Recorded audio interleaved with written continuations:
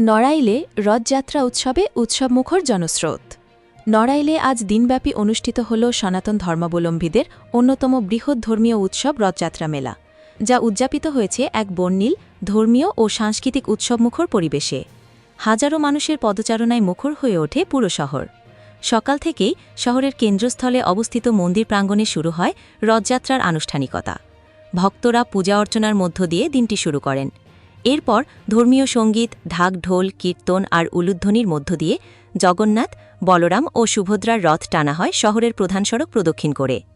এই উৎসবকে কেন্দ্র করে শহরে বসে দিনব্যাপী রথযাত্রা মেলা। মেলায় পাওয়া যায় মাটির খেলনা, মিষ্টান্ন, হস্তশিল্প ও ঐতিহ্যবাহী নানান সামগ্রী। ছোটদের জন্য ছিল নাগরদোনা, পুতুল নাচ সহ নানা বিনোদনের আয়োজন। সাধারণ মানুষের পাশাপাশি শিশু, বৃদ্ধ, নারী সবাই অংশ নেন এই আনন্দ উৎসবে। ধর্মবর্ণ নির্বিশেষে বহু মানুষ রথযাত্রা ঘিরে মিলিত হন উৎসবের আনন্দে। নিরাপত্তা নিশ্চিত করতে প্রশাসনের পক্ষ থেকে নেওয়া হয় কঠোর ব্যবস্থা। আইনশৃঙ্খলা বাহিনীর সদস্যরা সারাদিন মেলা এলাকা ও রথের যাত্রাপথে দায়িত্ব পালন করেন।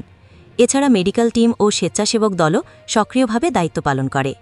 নড়াইলের এই রথযাত্রা মেলা বছরের পর বছর ধরে ধর্মীয় ঐতিহ্য ও সামাজিক মিলনের এক উজ্জ্বল দৃষ্টান্ত হয়ে দাঁড়িয়ে আছে।